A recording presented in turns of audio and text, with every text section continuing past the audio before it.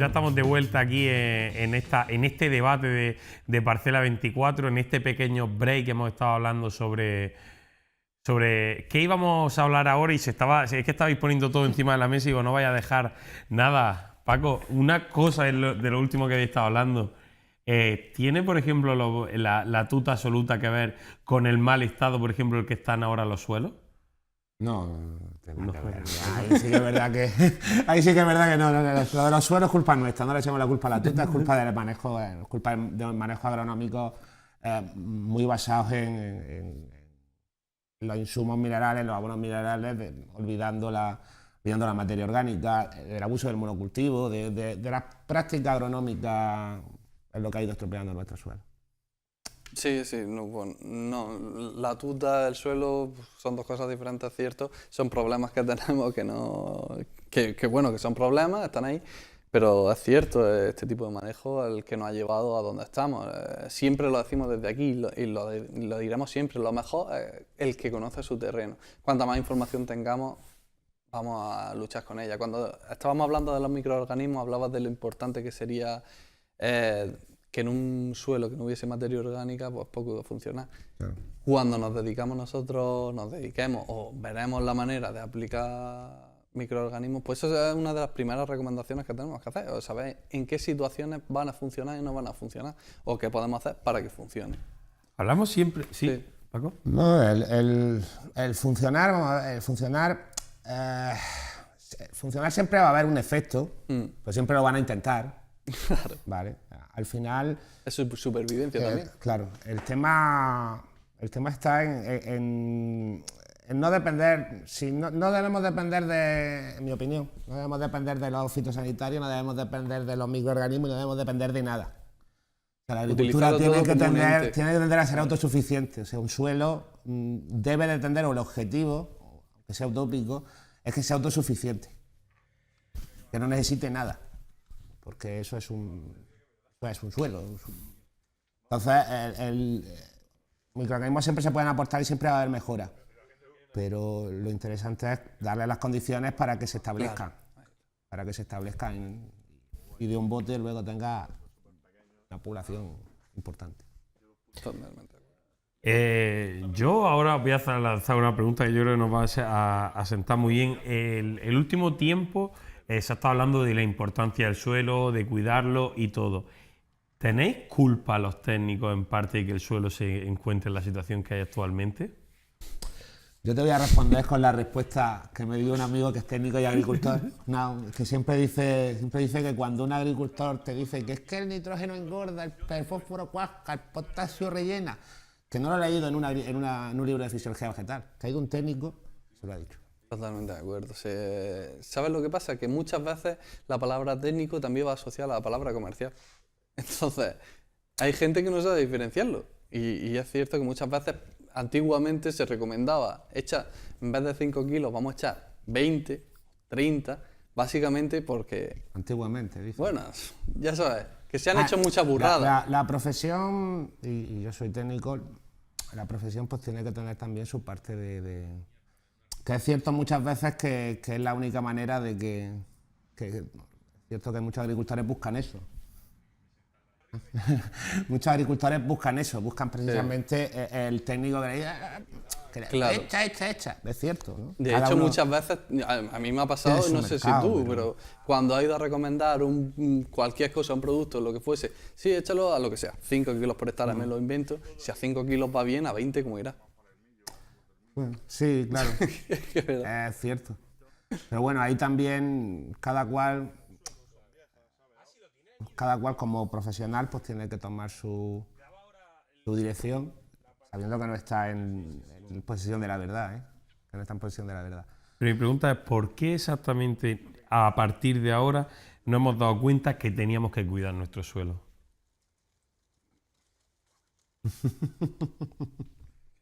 La verdad es que uno no sabe nunca cuándo de golpe aparecen en este sector las tendencias, ¿no? o las modas. Eso es una cosa que siempre se ha sabido. Quizá ahora, conforme empezamos a tener que optimizar las cosas, que sabemos que tenemos un problema de límite de nitratos, un problema de uso de fitosanitario, un problema de tal, empezamos a cuidar más esas cosas. En eso la conversión a ecológico suele implicar una mejora en los agricultores tremenda, ¿sabes? Y en la estructura incluso, con las que crían, ¿no? Con las que cultivan, ¿no? El propio agricultor se esfuerza, pero simplemente porque es más difícil, ¿no? Es quizá ahora al quitarnos esas herramientas de venga, bromuro todos los años, cansado de venga, tal, al irnos quitando esas herramientas hemos ido viendo que necesitamos profundizar más en el conocimiento de las cosas. Y Fernando también piensa que la agricultura se mueve a través del mercado también. Muchas veces vemos que lo ecológico ahora mismo ha pegado un boom, la gente quiere cada vez ser más sano, tener mejor alimentación y el ecológico vende.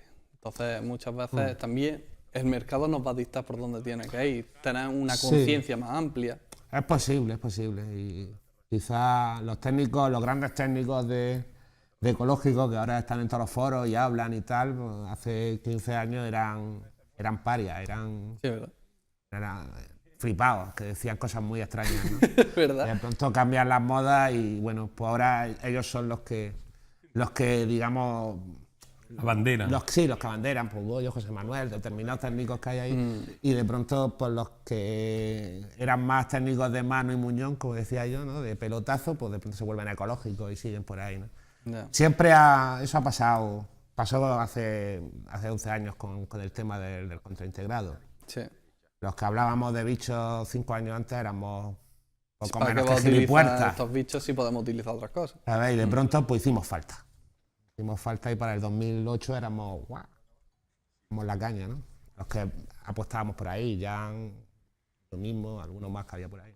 ¿Por qué se apostó en ese momento, en el año 2008? Tuvo que ver... Pura necesidad. Efectivamente. Pura necesidad. Pero que eso es humano, ¿eh?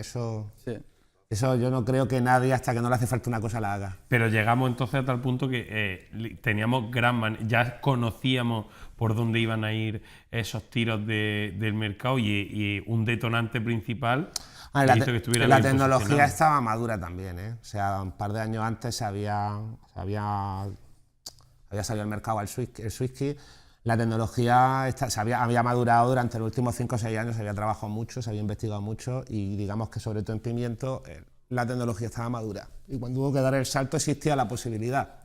Claro. Pero de todas maneras había que creer en eso y creíamos muy poco. Pero también, Perdón. Sí, Fernando.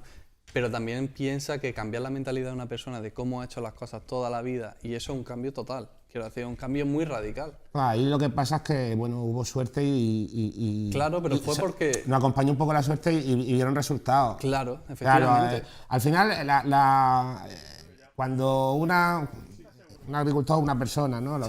Cuando un agricultor ve resultados, pues dice pues hay que ir por ahí. Claro. A poco que la situación, que el mercado, que los técnicos, que todo el mundo le ayude, va a ir por ahí. Efectivamente. Pues en el momento en que vea resultados, pues va a apostar por eso. Claro, sí, lo que yo me refería, por ejemplo, es que la tecnología existía, se podía aplicar, pero muchas veces cambiar la mentalidad a una persona que lleva haciendo esto y lo lleva haciendo así, y pues ¿qué me está funcionando? Pues le viene una alerta fitosanitaria o una alerta sanitaria y ya directamente pues dice, ostras, esta es una de las situaciones en las que puedo utilizar esto. Y si, como tú bien dices, da resultado como lo ha dado, porque en pimiento, dime tú a mí... Sí, no, hombre, aquel primer año tuvimos suerte, fue crítico. Hablo del 2008, ese año pues, los agricultores iban con más miedo que vergüenza. Normal. Ahora sabían que tenía el convencimiento que era la única manera de que sus pimientos llegasen al mercado. Totalmente. Porque si lo hacían de otra manera no iban a llegar. Sí. Entonces apostaron, aguantaron, hubo suerte y al año siguiente eran todos bichólogos. Eran todos, Es verdad, todos expertos, ¿no? Estaba claro que eso era lo que había que hacer. No, pero porque había un resultado. Sí. El humo no vende. No, está claro. Lo puedes vender una vez, 2 veces no lo vas a vender. Vamos a retomar el tema del suelo y sobre todo del ecosistema. ¿Hemos estado cerca de cargarnos el ecosistema que existía alrededor del invernadero antes de que llegaran? Vamos a ver. El ecosistema del poniente está cargado. O sea, pero que eso es normal. O sea, es como decir que ¿qué ecosistema hay en el Paseo de Almería? Pues ninguno está construido, ¿no? Y desde hace mucho tiempo. Pues, el poniente sobre todo, o en Níjar, en las zonas de alta concentración de invernaderos, ecosistema queda muy poco. Ecosistema queda muy poco, tanto en el suelo como fuera. Lo que hay que intentar, y precisamente todo el proyecto de los bosques islas y de los carriles, es unir las pocas manchas de vegetación que quedan, ¿no? con carriles que puedan hacer que la fauna se mueva, ¿no? Y para eso, bueno, Mónica y Estefanía llevan, Claro, que las vinieron aquí, conoceréis, de que hecho. estuvieron aquí, Claro. pues llevan 10 años trabajando en eso, pues precisamente por eso, ¿no? Pues no se trata de plantar cualquier plantica caónico, sino de plantarla, de remedar, de volver a coger las plantas del bosque mediterráneo y ponerlo ahí. Quizás siempre se ha hablado de que aquí en Almería no había nada más, que no había nada, hombre, no había nada productivo, ¿no? Claro, que Pero había en la Serrata había un ecosistema, en el llano de Níjar había un ecosistema y en el poniente había otro ecosistema y rico, ecosistema estepario. Pero... No, básicamente es que ha sido así. Si es que directamente, tanto invernaderos, hemos construido casas, hemos construido carreteras, hemos levantado todo lo que había para poner lo que nosotros queríamos. Y ahora queremos tener biodiversidad, pues ahora tenemos que trabajarlo, ahora tenemos que poner nuestros setos, lo que le estaba preguntando antes, ¿cómo podemos hacer que Necret no aparezca? No voy a meter tuta dentro de mi invernadero queriendo, No, pero no. sí es cierto. Básicamente podemos utilizar otro tipo de plantas que ya teníamos naturalizadas o autóctonas de la zona y básicamente volver a reintroducirlas pues, para esto, para crear Al más final diversidad. se trata pero que no es que nosotros, no es que nos hayamos sido malos, es una cosa general y que ha pasado en todo el progreso mundo. funciona así. Han pasado en todo el mundo, o sea, siempre, históricamente lo que se ha querido era domar a la naturaleza, vencer a la naturaleza, pelear con la naturaleza y pues eso no es así. O sea, lo que hay que hacer es aliarse con la naturaleza. Hay que comprenderla, estudiarla, permitirle y llegar a un acuerdo De hecho, que muchas le veces permita a ella sobrevivir y a nosotros sustentarla. ella es la solución muchas veces, que no queremos y ahí está. En temas biológicos suele pasar Ahí eso. nos metemos, nos dedicamos a limpiar todo lo que hay biológico. Pero bueno, que eso ha pasado aquí y está pasando en Brasil, en las plantaciones de soja, que es general, es una cosa que es humana. Los humanos llevamos haciendo eso desde siempre. ¿Podremos recuperar parte de la fauna que hemos perdido? A ver, la fauna, si hablamos de insectos, de entomofauna, sí, pero la entomofauna no se ha perdido, lo que está, digamos, es concentrada en las pocas manchas de vegetación que hay, donde se le deja un poquillo de aire, enseguida aparece. De aquí a que los aguiluchos cenizos vuelvan a anidar en el ejido, eso lo veo más complicado, ¿no? Pero lo que es la entomofauna y el ecosistema básico, ¿no? Que es el que nos permite de verdad, nos ayuda, es el que nos puede ayudar en los cultivos, pues depende de lo que lo trabajemos, evidentemente. ¿Podría esa fauna terminar con plagas? Pues, A ver, esa fauna, la plaga, en el concepto moderno de plaga, la plaga no existe. No hay un bicho que sea plaga, lo que existe es un bicho que prolifera sin medida, ¿no? Que desde ese punto de vista los hombres seríamos plaga también. Los humanos seríamos plaga, ¿no? Entonces, el hecho de que exista una comunidad de otros insectos va a limitar la aparición de plagas. Exterminarla, erradicarla, no. Pero una plaga no es una mosca blanca ni una tuta. Una plaga es un montón de moscas blancas y un montón de tutas destrozando un cultivo. sí. O sea, esa fauna podrá ayudar a mantener las poblaciones equilibradas. Básicamente lo que vemos es que con la biodiversidad lo que hace es un control de las especies. Cuando vemos que la naturaleza ve que un organismo empieza a crecer, como bien decía, exponencialmente, o te lanza un enemigo natural, o te lanza una enfermedad, o te lanza cualquier cosa para mantener a raya un equilibrio. Si nosotros lo que hacemos es ir eliminando poquito a poco agentes que básicamente equilibran la balanza, pues ocurren estos desequilibrios. Así de simple. La pasada semana hablábamos, que nos comentaban aquí los compañeros que estuvieron de Cooper, sobre que el uso de químicos, a falta de, o sea, el uso, se estaba bajando la polinización natural y se estaba empezando a utilizar el tomate en químicos, había hecho que la tuta absoluta subiera. ¿Estás de acuerdo con la afirmación, Paco? No sé si... Es que no, la verdad me parece una afirmación un poco extraña, tal como la has dicho. No sé si dijeron eso, porque la polinización natural, la tuta, un poco. Hombre, el uso de químicos. No, la pregunta era básicamente, hasta donde yo sé, Claro. o puedo imaginarme, es que si el uso de productos fitosanitarios Sí. ha incrementado el problema que tenemos Con la tuta absoluta. Básicamente porque decíamos que estábamos eliminando los enemigos Cuando no naturales. tienes un fitosanitario que no es de verdad eficaz contra una plaga, empeora el problema. Claro. Y la eficacia, yo me acuerdo los viejos tiempos, ahora ya no es la cosa así, pero en los viejos tiempos la eficacia, es una empresa de fitosanitarios, ¿no? Químicos, registraba un producto cuando tenía una eficacia superior al 90%. Efectivamente. Cuando mataba al 90% de la población. Había 10 y quedaba uno. Ahora ya, como la cosa está más difícil, ya algunos que Vamos regateando. con un 50% ya lo registro, ¿no? Ese tipo de fitosanitarios sí arreglan el problema, porque sí es verdad que diezman la población. Cuando tiene un fitosanitario que mata a 2 de 10, pero sí te va a eliminar a todo lo que está Alrededor.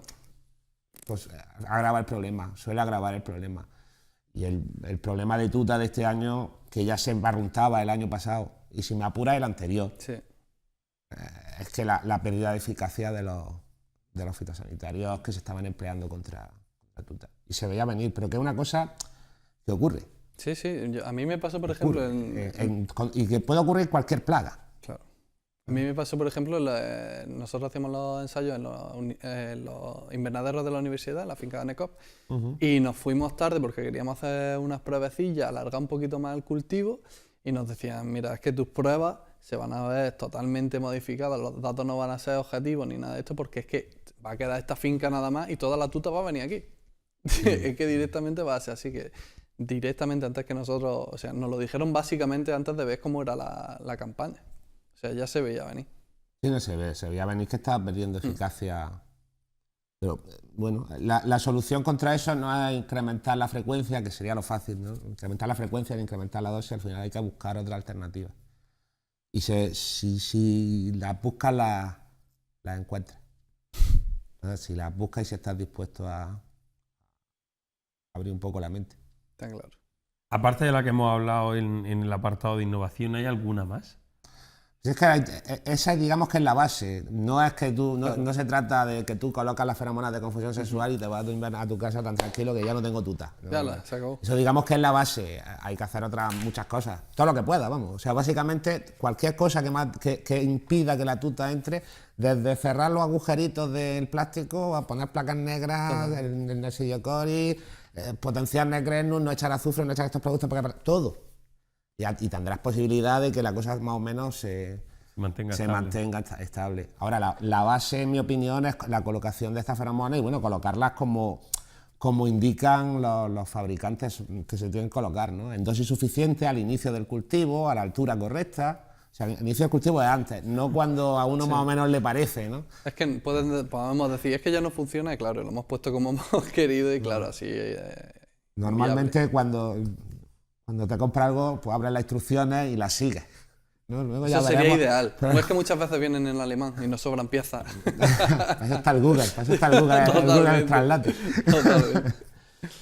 Pues bueno, vamos a dejar aquí este debate. Muchísimas gracias, Paco, por estar aquí con nosotros esta noche. No sé, Vosotros. nos quedamos con las feromonas para la tuta. Yo creo que debe de ser la base del control, sinceramente.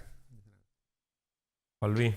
Pues sí, todo lo que podamos hacer, una estrategia completa directamente y utilizar, como bien dice Paco, todo lo que tengamos a nuestra mano, eso será lo correcto. Pues muchísimas gracias a los dos por estar aquí con nosotros esta noche. Yo creo que otro programa que se va y sobre todo otro programa con información muy interesante para el agricultor y que se está avanzando intentando terminar con la tuta, que veremos a ver si no termina antes con los cultivos de tomate en Almería. Muchas gracias y que tengan muy buena noche. Hasta poca.